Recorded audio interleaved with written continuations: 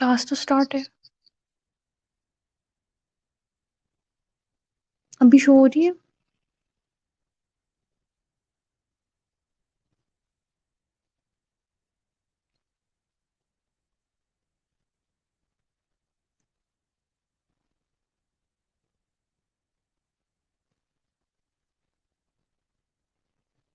जी वर्दा, अभी class show हो रही है।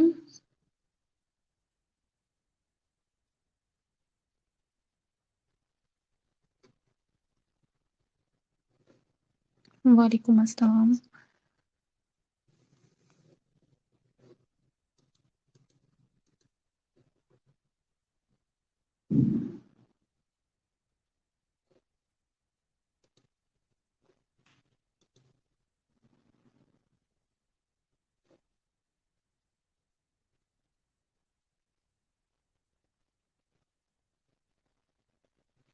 ओके ठीक है। और अभी सिर्फ 4 स्टूडेंट्स ऑनलाइन हैं, तो आप टेक्स्ट करें ग्रुप में कि जल्दी से आ जाएं, क्लास स्टार्ट करनी है।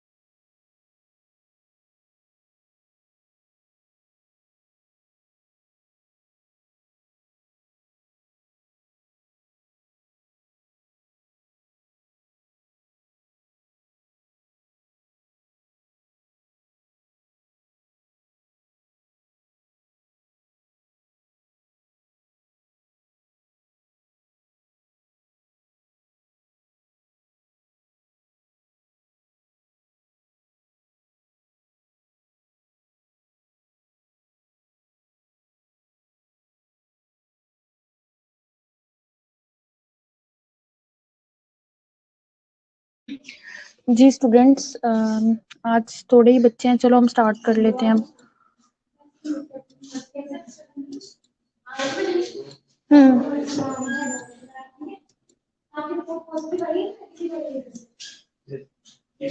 अच्छा जी, हम लोगों ने ऑर्डिनल, नॉमिनल, इंटरवल, रेशो, ये सब कुछ पढ़ लिया था। और रिलायबिलिटी हम लोगों ने रिलायबिलिटी की टाइप्स भी पढ़ ली थी, ऐसे ही है ना बच्चों? रिलायबिलिटी की हमने टाइप्स, साइकोमेट्रिक असेसमेंट में आती है रिलायबिलिटी और वैलिडिटी, और उसके बाद रिलायबिलिटी की टाइप्स में मेरे ख्याल से हमने स्टेबिलिटी और इंटरनल कंसिस्टेंसी पढ़ लिया था। आज हम पढ़ते हैं, ये क्या है स्लाइड, ये इक्विवेलेंस। ये आपने पढ़ा था लास्ट क्लास में? ये नहीं पढ़ा हमने।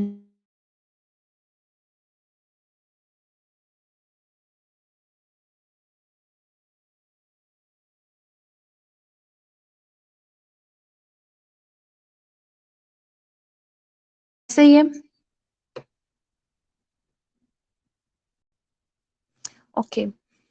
Equivalence, the degree of similarity between alternative form of an instrument or between multiple readers or observers using an instrument.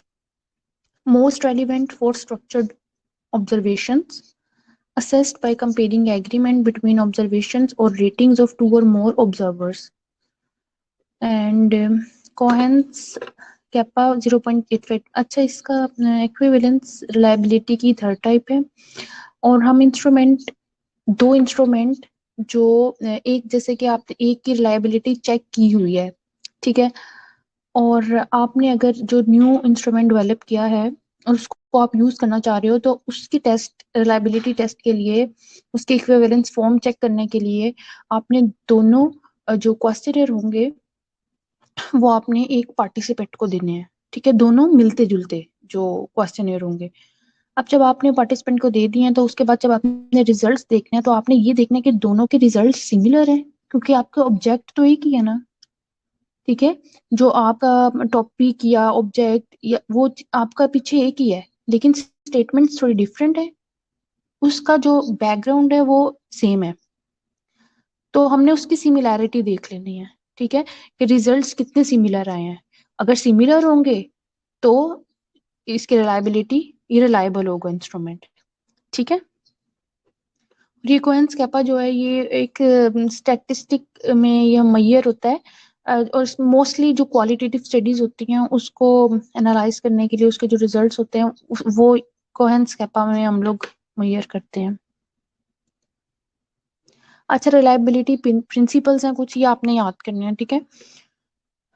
बाकी चीजें समझ आ गई है ना आप लोगों को? रिलायबिलिटी की बाकी टाइप्स, तीनों टाइप्स को समझ लो अब, ठीक है। लो reliability can undermine adequate testing of hypotheses. Reliability estimates vary depending on procedures using to obtain them. Reliability is lower in homogeneous than heterogeneous samples. Reliability is lower in shorter than longer multi-item scales. अच्छा, reliability findings that should be reported, at least test of reliability should be reported gold standard, Cronbach's, inter-rater or test-retest. The instrument is only as good as its reliability. If not reliable, then may not be true score. अब आपको बस ये आप देख लो कि क्रोनबैक्स क्या होता है, इंटर-रेटर और टेस्ट रिटेस्ट, ये सारा मैंने बता दिया था आपको, ठीक है। इसमें इंटरनल कंसिस्टेंसी आ रही है, टेस्ट रिटेस्ट आ रहा है, और क्रोनबैक्स वैल्यूज आ रही हैं। तो जब हमने इन तीन चीजों से ही मैयर करना है बेसिकली कि ये इंस्ट्रूमेंट रिलायबल है या नहीं है।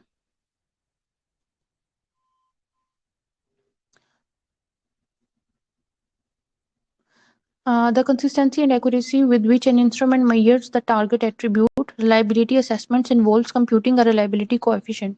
आगे वही वैल्यूज जो मैंने लास्ट क्लास में आप लोगों को बताई थी। Reliability coefficients can range from 0.00 to 1.00. Coefficients below 0.70 are considered unsatisfactory, coefficients of 0.80 or higher are desirable. ठीक है, ये लास्ट क्लास में मैंने आपको सारी वैल्यूज भी बता दी थी। ठीक है, रिलायबिलिटी से रेलिवेंट कोई क्वेश्चन अगर है तो आप मुझसे पूछ सकते हैं, फिर हम वैलिडिटी स्टार्ट करते हैं। जी स्टूडेंट्स बताएं, कोई क्वेश्चन है आपका?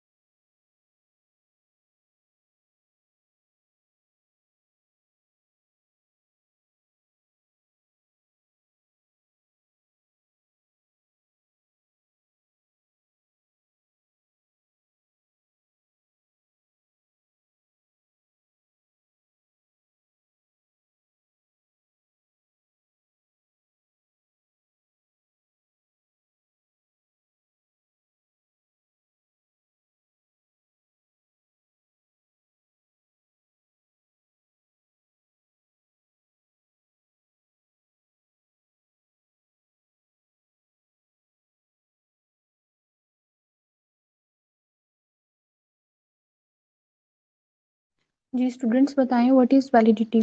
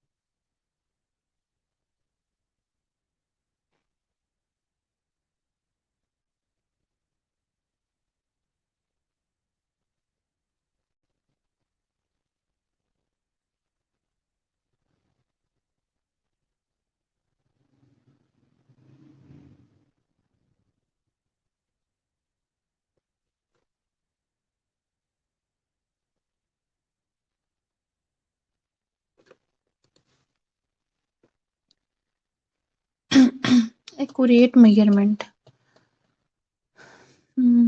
ठीक है, और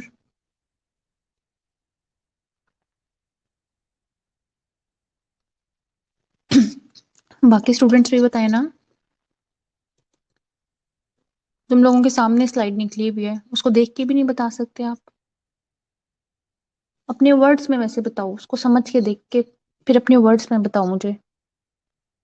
आप लोगों से पूछने का मकसद यही है कि ये चीज आपके हमेशा जहन में बैठी रहे, ठीक है, कि वैलिडिटी होती क्या है, उसको समझो।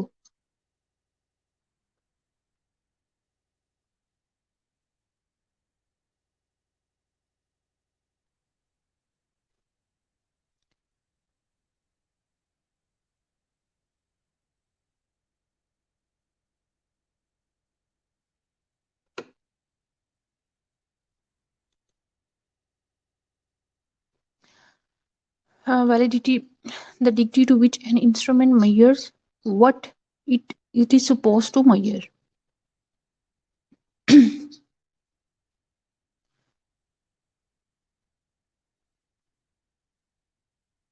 ठीक है बच्चों। अच्छा जी, the degree to which an instrument measures what it is supposed to measure, measurement of the right thing. We would be reliably, consistently measuring the wrong thing. Often reliability is reported but not validity. ठीक है, Harder to test, needs to be done on multiple populations, settings, and situations. Correlation of coefficient used to report validity 0.5 or higher is strong, but 0.2 to 0.4 may be acceptable. ठीक है, ये इसकी correlation coefficient value है.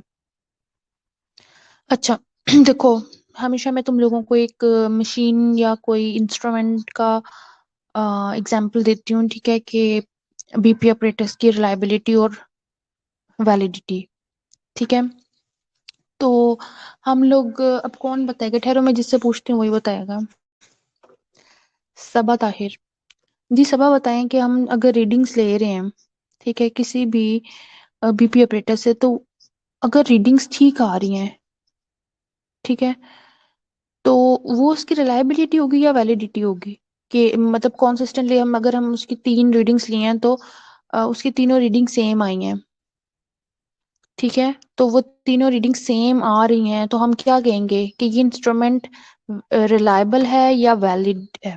बताएं, जल्दी जल्दी बताना है, इतना आसान क्वेश्चन मैंने पूछा है.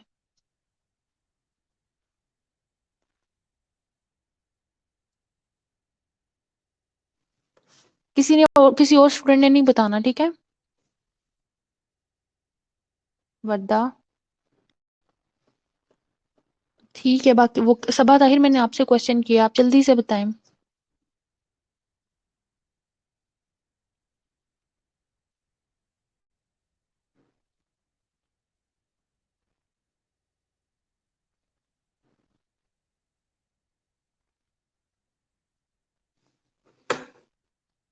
जो बच्चे आंसर नहीं ना करते, मैं उनसे पूछना चाह रही हूँ. समरा. समरा अरशद.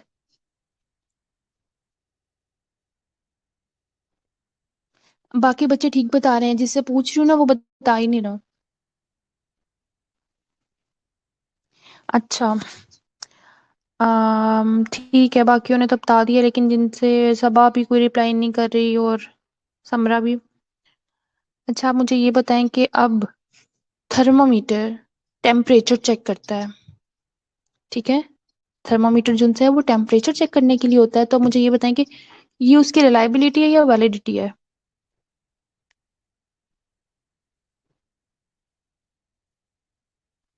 देखो, अब आपको आवाज नहीं आ रही थी, है, मैं पूछ रही हूँ कि ठीक है, ये नेक्स्ट क्वेश्चन का आप आंसर करो.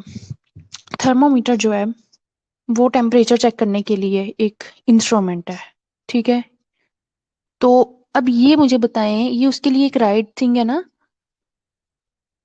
कि जो थर्मामीटर है वो टेम्परेचर चेक करता है, ये अब इसकी रिलायबिलिटी है या वैलिडिटी है?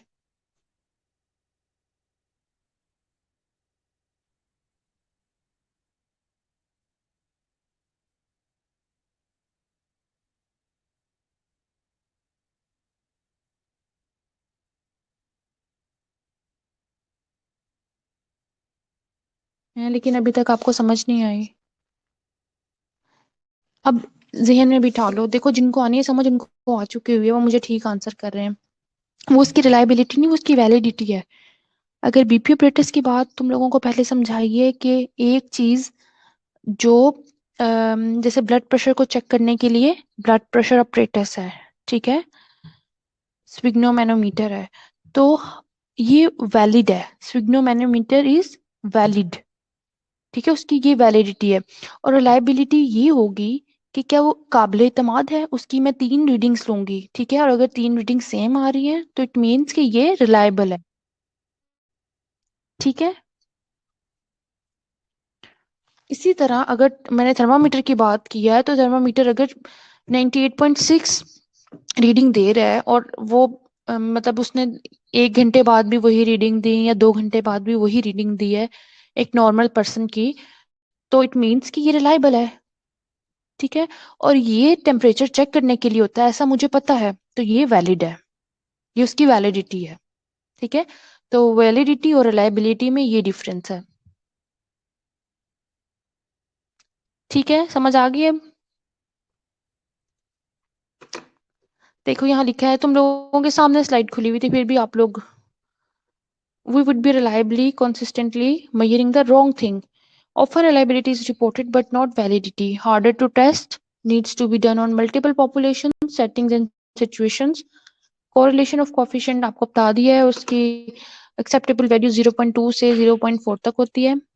Reliability and validity are independent qualities of an instrument. An instrument can, however, be reliable without being valid.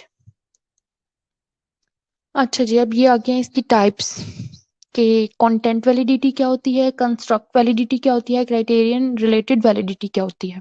ठीक है. देखो, कंटेंट वैलिडिटी ये होगी, the content of the instrument reflects the attribute. ठीक है. अब जो हम इंस्ट्रूमेंट एक क्वेश्चनर है, ठीक है, यहाँ इंस्ट्रूमेंट हम लोगों ने क्वेश्चनर को लिया है. ठीक है. हमने उसकी ही वैलिडिटी और रिलायबिलिटी चेक करनी है ना, कोई भी क्वेश्चनर या इंस्ट्रूमेंट जिसको कहते हैं. तो हमारे पास एक इंस्ट्रूमेंट है. ठीक है. अब मैंने देखना है कि क्या जो मेरा पर्पस है पीछे, मेरे मैं स्टडी कर रही हूँ कोविड-19 पे, उसके नॉलेज के बारे में. ठीक है. तो क्या ये उस स्टडी को रिफ्लेक्ट कर रही है? ठीक है. ये कोविड-19 के नॉलेज को रिफ्लेक्ट कर रहा है ये इंस्ट्रूमेंट, या कोई इररेलेवेंट क्वेश्चंस मैंने ऐड कर दिए हैं, जैसे कि मैंने लास्ट में भी आपको बताया था कि इररेलेवेंट क्वेश्चंस नहीं होने चाहिए. हम जब वैलिडिटी अब यहाँ चेक करने जा रहे हैं, तो कंटेंट वैलिडिटी ये होती है कि जो स्टेटमेंट्स हैं आपकी, जो उसमें कंटेंट है, क्या वो आपकी उसी चीज को मेजर कर रहा है जो आप करना चाह रहे हो, वो नॉलेज को ही मेजर कर रहा है. ऐसा तो नहीं है कि नॉलेज का क्वेश्चन है और वो प्रैक्टिसेस या एटीट्यूड्स को देख रहा है. ठीक है. तो ये होगी कंटेंट वैलिडिटी. कंस्ट्रक्ट वैलिडिटी की बात करेंगे, the instrument represents the conceptual issues. ठीक है. इसमें कंस्ट्रक्ट वैलिडिटी जो होती है ना, इसमें हम लोगों ने क्या करना है कि हमारे पास हमने हमने किसी भी इंस्ट्रूमेंट की ना अप्रोप्रिएटनेस देखनी है. ठीक है. कि कितना अप्रोप्रिएट है. ठीक है. और ये लास्ट में पता चलता है जब मतलब फाइंडिंग्स आ जाती हैं, और उसमें हम लोग स्टैटिस्टिक्स के साथ हम जो था ना उसको अप्रूव करते हैं कि ये कितना अप्रोप्रिएट है. क्या इसमें जो हमने कंटेंट वैलिडिटी देख के कंस्ट्रक्ट वैलिडिटी करनी होती है. ठीक है. क्राइटेरियन वैलिडिटी जो है वो, देखो मेरी बात सुनो कि एक हमारे पास एक ही, पहले समझ लो फिर तुम लोग वो स्टेटमेंट्स वैसे पढ़ लेना. ठीक है. क्राइटेरियन वैलिडिटी में हम लोगों ने ये करना है कि मेरे पास एक नॉलेज का या बिहेवियर का कोई क्वेश्चनर है. ठीक है. मैंने कोई बिहेवियर्स देखने हैं कि जैसे कि मेरी अपनी जो स्टडी थी उसमें ये था कि मैंने क्लिनिकल इंस्ट्रक्टर्स के बिहेवियर्स देखे थे. ठीक है. अब मैंने ये देखना है कि ये जो बिहेवियर्स हैं ये किसी भी क्लिनिकल साइट पे मेजर कर सकते हैं हम. ठीक है. नर्सिंग या मेडिकली जो इनके होते हैं एमबीबीएस के, जो उनसे उनके मेंटोर होते हैं, उनकी क्या हम देख सकते हैं कि क्या उनकी भी जो बिहेवियर्स हैं सेम है उनके क्लिनिकल इंस्ट्रक्टर्स के. ठीक है. अब जो हमने उन दोनों का देखना है, तो हम ये देखेंगे कि क्राइटेरियन वैलिडिटी एक्चुअली हम लोगों ने ये जो परफॉर्मेंस और बिहेवियर होता है ना, वो अनदर सिचुएशन में चेक करना होता है. ठीक है. मेरे पास एक क्वेश्चन है जो मैंने उस नर्सिंग इंस्ट्रक्टर से डाटा लिया, क्लिनिकल नर्सिंग इंस्ट्रक्टर से. ठीक है. अब मैं वही अगर यूज करूंगी जो मेडिकली जो एमबीबीएस उन लोगों के मेंटोर से करूंगी, तो बहुत कम चांसेस हैं कि कोई वैलिडिटी है, क्राइटेरियन वैलिडिटी. ठीक है. समझ आइए इसकी.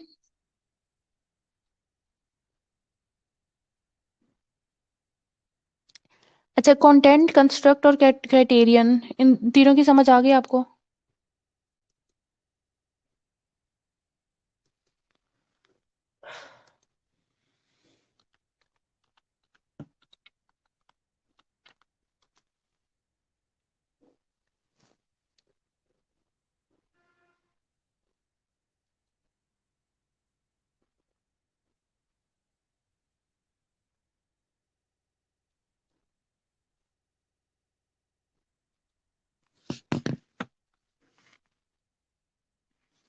अच्छा जी.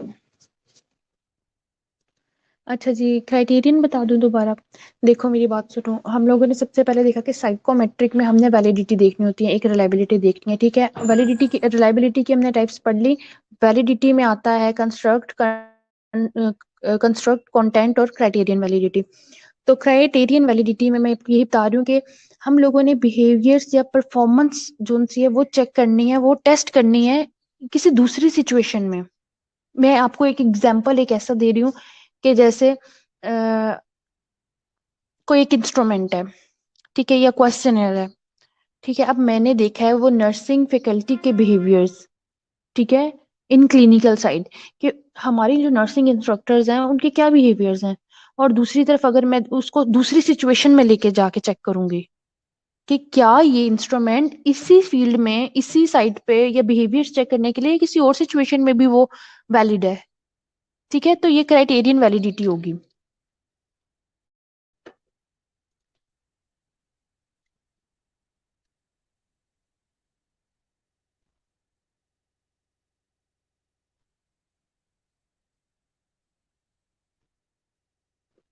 ठीक है,